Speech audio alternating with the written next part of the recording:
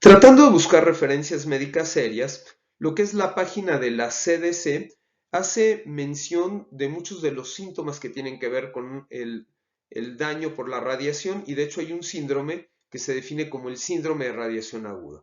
Ya en videos previos les habíamos comentado que cuando hay un paciente que está vomitando después de estar expuesto a radiación, este es un dato de gravedad y de mal pronóstico, porque significa que el paciente o la persona expuesta pues tiene ya un daño interno a nivel de muchos de sus órganos. Pero bueno, quizás los datos más frecuentes que solemos ver es la náusea, se llega a presentar dolor de cabeza, ya les decía el vómito, cuadros diarreicos, el paciente puede tener falta de apetito y desde luego puede tener fatiga. La enfermedad, recuerden, nosotros podemos tener un cuadro inicial, como lo habíamos comentado en el video donde hablábamos sobre la piel y las diferentes capas, pero uno aparentemente puede mejorar y al cabo de algunos días puede venir un resurgimiento en cuanto a los síntomas.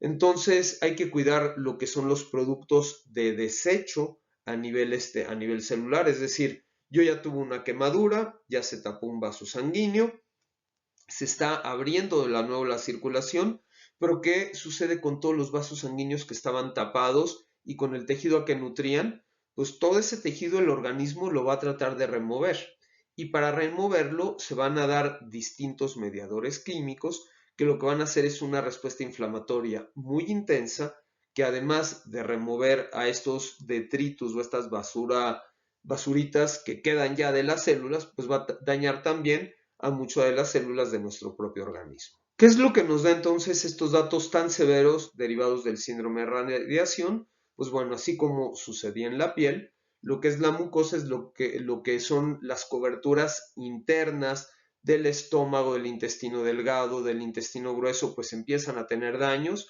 Estos vasitos sanguíneos que se lastiman, de repente pueden ser condicionantes de hemorragias intestinales que son muy difíciles de parar. Y aquí existen, por ejemplo, ciertos criterios protocolarios. Si después de la exposición ya hay una exposición masiva, pues muchas veces tenemos que tomar decisiones y decir a qué persona le vamos a dar todo el tratamiento y a quién, pues a lo mejor no lo va a requerir o lo vamos a dejar con un cuidado paliativo. Fíjense bien, si hay una persona que después de estar expuesta a la radiación en un periodo de entre 1 y 4 horas posterior a la exposición presenta síntomas, requiere traslado inmediato al hospital para poner soluciones, para dar antibióticos y para estar vigilando todo este tipo de cosas. Si es después de 4 horas que presenta los síntomas, aquí habrá que ver cuánta gente resulta afectada. Si hay lugar para esta persona para que pueda ingresar a un hospital, desde luego se hace el estudio, se hace el ingreso. Sin embargo, si los hospitales están saturados de gente que desarrolló los síntomas entre 1 y 4 horas, quien la desarrolló horas después, pues bueno, a lo mejor podemos optar por un manejo un poco más ambulatorio. Y cuando hay una persona que dentro de la primera hora de estar expuesta a radiación tiene el desarrollo de síntomas, lamentablemente el pronóstico para esta persona es muy malo y se espera seguramente una defunción, un fallecimiento al corto plazo. Lo que las guías de manejo recomiendan es que sea un manejo local únicamente paliativo. Tratar de dar alivio, tratar de quitar el dolor, evitar que la persona se esté ahogando, pero bueno, son cuadros terribles. Hay toda una serie de protocolos que están en los diferentes libros básicamente de toxicología de cómo deben de responder las unidades de atención médica ante una emergencia de este tipo. Y sí, existe personal ampliamente calificado. Pero ¿qué sucede cuando se da la emergencia? Y por ejemplo, sucedió en Chernobyl, pues lo que sucede es que quienes van a atender la emergencia, pues lo mismo atienden una emergencia de radiación que cualquier otra cosa y no ve, lamentablemente, los socorristas o la gente que va con muy buena voluntad, todo esto que está alrededor. Es algo que en términos del manejo de urgencias se llama como una visión tubular, es decir, uno ve a la víctima, uno no ve lo que hay alrededor y uno se puede estar exponiendo. Y ya cuando las personas que están facultadas para esto se avisan y llegan al lugar, pues muchas veces pasa demasiado tiempo. Había leído alguna vez en algún libro que la temática de los tiempos es sumamente importante. El primer minuto es 100 veces más importante que los 100 minutos siguientes, y lo que se puede resolver en este minuto es algo que no se va a resolver en los siguientes 100 minutos. Y así hay toda una serie de analogías que nos hacen, que nos tratan de dar una idea de qué tan importante es el poder actuar de manera aguda, aunque no tengamos una emergencia radiológica, una imagen de radiación, aunque no tengamos estos escenarios, pues saber que eso existe, y en caso de que se presenten, se puedan tomar las normas y las precauciones que sean correctas. Ya para finalizar con este pequeño video, en esta gráfica les estoy mostrando aquellos tejidos que son más afectados en la parte superior y menos afectados en la parte inferior. Entonces, nuevamente, lo más afectado por la radiación tiene que ver con aquellas células que tienen un alto índice de reproducción, las células germinales, las células linfoides, es decir, aquellas que tienen que ver con la formación de los elementos de la sangre, la médula ósea, que es el sitio en donde proliferan estas células, y quizás de los tejidos menos afectados, pues de repente suelen ser los huesos o suelen ser los músculos.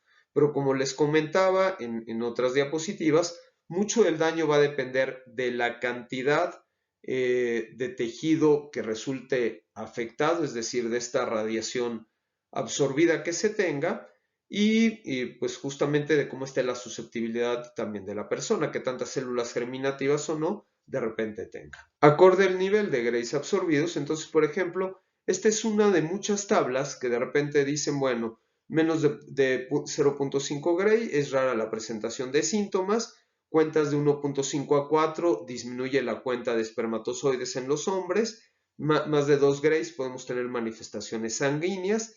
Si tenemos de 5 a 6 Grays, pues esto nos va a pegar a las células inflamatorias, a la médula ósea, que es este contenido interno de los huesos, en algunos lugares llamados tuétano, que es donde se producen justamente las células inflamatorias.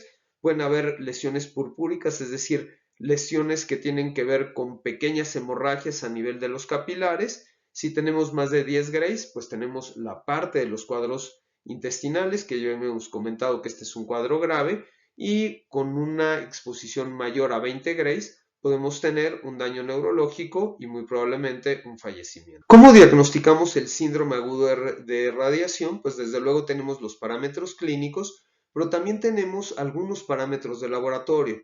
Por ejemplo, dentro de las células de defensa que tenemos en el organismo, que se llaman los leucocitos, yo a mis pacientes les ejemplifico que las células de defensa es como un gran ejército que tiene sus diferentes fuerzas dentro del organismo. Nada más que nosotros les llamamos linfocitos, eosinófilos, basófilos, neutrófilos, etc. Quizás lo que vendría siendo el equivalente a la fuerza aérea, a la caballería, no sé, a las distintas disciplinas que pueden existir dentro del ejército, por ejemplo. Pero bueno, cuando hablamos de las células inflamatorias, vamos a tocar en lo particular lo que tiene que ver con los linfocitos. Y uno de los marcadores más objetivos es que si un paciente al cabo de 48 horas tiene una disminución en el 50% o más de la carga que normalmente o que en un inicio tenía de linfocitos, esto pues ya nos está hablando de cierta gravedad del daño. Los neutrófilos son las células inflamatorias, la primera línea de ataque que nosotros tenemos cuando hay cualquier tipo de lesión. Entonces, habíamos hablado que cuando hay una lesión, por ejemplo, en la piel, que no es tan importante, los vasos sanguíneos se dilatan, existe un proceso inflamatorio local, y lo que llega a todos estos tejidos son prácticamente estos neutrófilos. Entonces, si encontramos una cuenta elevada de los mismos, pues tienen que ver con ello, y no tanto en el momento agudo nos pueden decir qué tan fuerte fue el daño o no. Sin embargo, si el paciente tiene después de unos días baja la cuenta de estas células y al cabo de algunos días volvemos a tener un pico para arriba, pues malas noticias, porque significa que esto le pegó a las células germinativas, significa que esto tapó a los vasos sanguíneos, que está faltando el riego, que se está dando esta reacción secundaria de la cual ya habíamos platicado, y esto puede dar una condición grave en el paciente. Vamos a ver que los niveles de glóbulos rojos, que los niveles de plaquetas también van a bajar. Y pues bueno, hay diferentes protocolos que dicen a los pacientes, por ejemplo, hay que tomarle un estudio de sangre cada 6 horas, al menos durante los primeros 2 días, y con esto estar monitoreando, pues qué tanta afectación real o no podemos tener. Pues tenemos ya al paciente que estuvo expuesto a radiación, ya lo vimos, ya lo estadificamos con todo lo que habíamos comentado en videos previos. Pues ahora, ¿qué es lo que le hacemos? La verdad de las cosas es que son muy controversiales los tratamientos que tenemos hoy día para la radiación. Muchos de ellos van de la mano con lo que son medidas generales: mantener una adecuada oxigenación, mantener una adecuada hidratación, evitar que las heridas que tenemos en piel puedan ser vías de entrada justamente a gérmenes. Pero hablando en lo particular, en lo que tiene que ver con radiación, pues dependiendo del material con el que la persona fue expuesta, pues podemos manejar algunas soluciones que, por ejemplo, nos hagan como una especie de barrido de estos materiales contaminantes. Eso se le llaman terapias de quelación. La verdad es que son muy controversiales. Hay otra estrategia que se llama dilución isotópica, es decir, ingresó al organismo un material que resulta sumamente tóxico, pues a lo mejor vamos a meter un material muy parecido a esto que ocupe los mismos lugares, pero como les había comentado en la charla previa, que sea un isótopo diferente, que cuando nosotros nos ponemos a ver el átomo que lo comprende, que tenga un número distinto de neutrones, es decir, los protones los conserva, los neutrones no, y con esto hacemos como una especie de dilución para favorecer que la eliminación sea un poco más efectiva. Podemos hacer la parte del bloqueo metabólico. Esto es lo que les comentaba en aquellos pacientes que tuvieron la exposición con el yodo radioactivo, en quienes antes de que tengan la exposición les podemos dar yoduro de potasio. Este medicamento va a ocupar aquellos espacios a donde pudiera llegar el yodo radioactivo y darnos problema, y de esta forma pues evitamos justamente esta mayor exposición a nivel tiroideo. Existen algunos agentes que se conocen como movilizadores, pero les digo, depende mucho del tipo específico de material que está dañando a la persona. Podemos hacer lavados gástricos con diferentes medicamentos.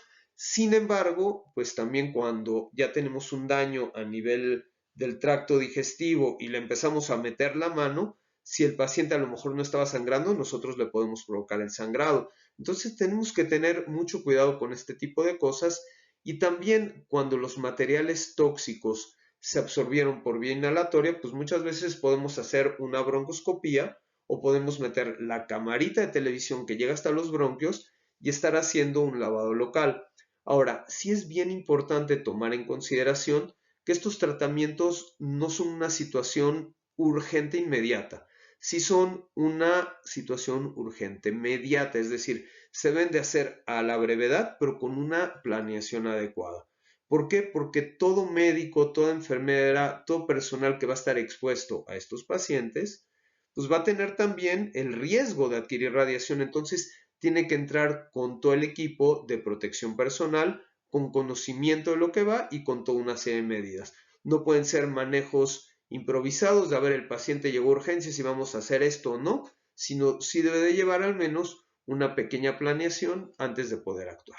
Hablar entonces de radiación es complejo, no te lo voy a negar, pero teniendo un adecuado entendimiento de las bases, podemos tener una mejor comprensión de todo este tipo de fenómenos y cómo afectan a nuestra salud. Debido a que este es un tema muy extenso, decidí el mismo dividirlo en varios segmentos. Yo te sugiero, busca en la red, hay muchos capítulos que tienen que ver justamente con radiación y las afectaciones que se pueden presentar a la salud. Te recuerdo, como siempre, si este video te gusta, por favor ponle un like, suscríbete al canal, sobre todo con este tipo de charlas, para que una vez que vayan saliendo nuevos videos puedas tener notificaciones de ellos. Cuídate y cuida a la gente de tu alrededor. Estamos en contacto. Hasta la próxima.